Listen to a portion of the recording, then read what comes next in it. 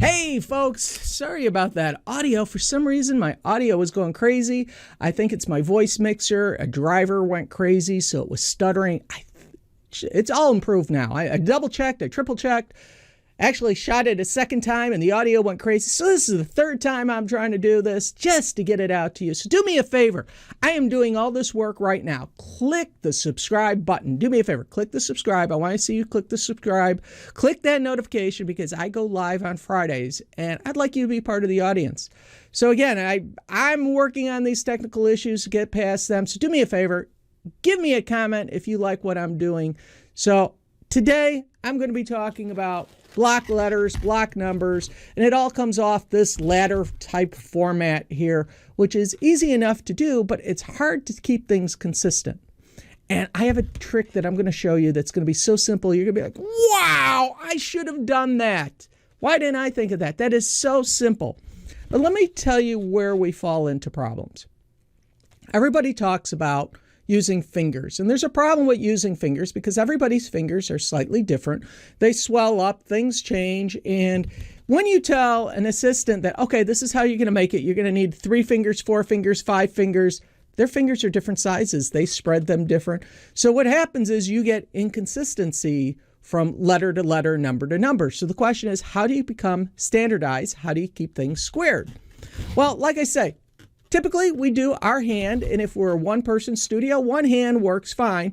But what happens when we want to make this block larger? Now, here's a perfect example. In this example right here, these block letters are approximately 20 inches in height, raised off the ground. They're almost 2 feet, 2.5 feet easily. I did 4-inch blocks. Now, what happened was, like many of you, hey, I've been doing balloons for years, decades. I'm just going to start eyeballing it. Well, what happens is you start eyeballing it and you come up with something like this, something really yucky. The inconsistency goes crazy. Now, there's been a couple techniques over the years that I've used of putting pinch twists in. And yeah, pinch twists are nice, but let's do a little math here. I know, math? Why do you want me to do math? Don't worry, I will do the math for you. We have 20 pinch, let me start back. We have 5 spots to put a pinch twist. Now, with that, let's assume that we got 5. 5 times 4 is 20. So we have 20 pinch twists to put in this small little segment. 20 twists, and we're going to do 3 twists per pinch twist. So think about it. 5 times 4 is 20, times 3 is what? 60? 60 to it. That's taxing on the hand. So we don't want to do that because it becomes very difficult. It adds another step. Now your pinch twists have to be the same exact size. It becomes a little more complicated. And decor people are about speed, efficiency. That's the whole thing, is how can I produce this quickly and efficiently? That's why we have air inflators that blow up the same size. Everything is consistent. It's repetitive. So I know you're sitting here going, Dale, I turned in, I liked your video, I subscribed, I'm following. Tell me the tip to keep this in larger size. Well, here it comes. Yeah, what is it? Toilet paper. I know. Well, it's not the toilet paper. It's the thing inside the toilet paper. It's the tube. The light bulb go off in your head. Bum, bum. It did with me because I wanted to keep things every block 4 inches. Well, guess what? Toilet paper is 4 inches from diameter from side to side. So that's 4 inches right there. But you may be thinking, well, if I slide it in, I can't keep moving around. You also build up static and the balloon explodes. So a tip is take a pair of scissors and we cut it till you get, here's a good, let's see, let me find a background. There's a background right here. There we go. You can see that I cut it. This is size. I didn't cut it exactly in half. I cut it a little past half because I want to be able to slide this on and off. Now, hopefully some of you haven't turned off yet because there's still more here. So stick with me. Don't leave yet. I know. Leave a comment if you want. La la! Mind blown. Do me a favor right now. Leave me a comment if that was something that you've never thought of and went, oh my gosh, it's so simple and so easy. Just leave me a comment down below how easy that was. Now, for this demonstration, I'm going to use multicolored balloons just because it's easier to show. But if I was doing multiple color balloons, I would start off and I would measure, pinch, twist, and then find the next balloon, tie into that segment with the nozzle end, find 4 inches, tie it off. But I'm assuming you're going to use one color.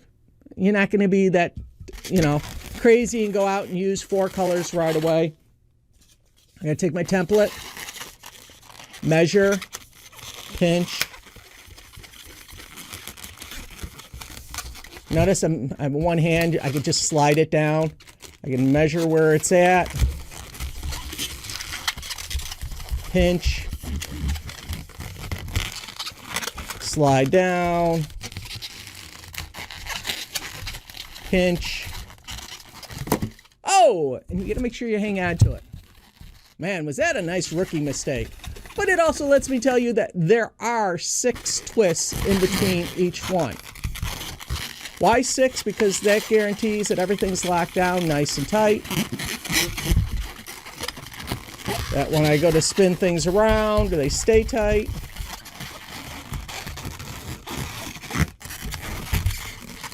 All right, let's go. There we go. Take my template, set it off to the side.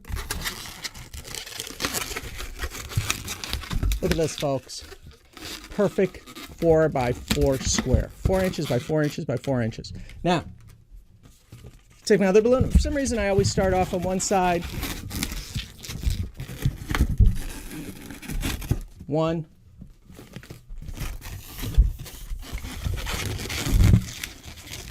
2. There you go. 3rd balloon.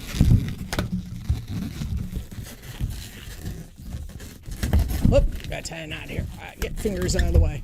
All right, there's my square. Now, using my template. This is my 4-inch template. Whoop, that's my remaining template. I want the bigger one. All right, let me see here. Let me get my boom. 1, 2, 3, 4, 5, 6. Come down here, slide it down again. Measure 1, 2, 3, 4, 5, 6. Come over here, measure this again. 1, 2, 3, 4, 5, 6. Take my template, set it off to the side. Spin it around. And doesn't matter which pole I'm using. And I am going to make a box. This gets a little confusing the first time you do it because you got to figure all these little pieces are moving around. Whoop, I need my template again.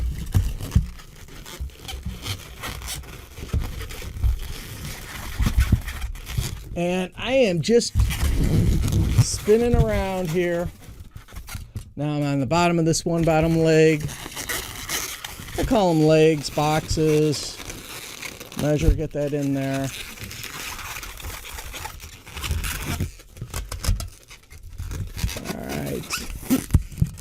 Let's see, what am I doing? Where am I going here, folks? I'm totally confused. Oh, okay, this is the top. I need to do one over here. Doing this upside down, backwards like this is a little complicated for me. Last segment here.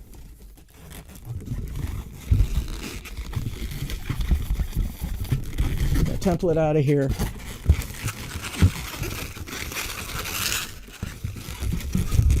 Ta-ta-ta-ta! Yay! Woo! Look at this. There's my 4x4x4 box. Perfect size.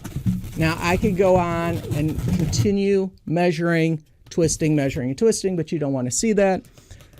Graph your paper out. Take your graph paper, figure out how big your boxes are, and you simply build your letters from there, box letters. And now people are going, well, Dale, what happens if I want to make it, 6x6? Well, guess what? Take 2 toilet paper rolls, extend it, cut it up, and you could have that size. Now, if you want to go crazy, I guess you could take a piece of PVC pipe and cut it and then cut it out. Too much work for me. I like the paper tube, especially because it's quick and easy. But I guess if I was in a professional shop and I wanted a PVC tube to cut and do and reproduce and always have it, year after year after year, that's easy enough because, you get a foot of PVC pipe. You could cut it up to whatever size you want, whatever diameter you want, and boom.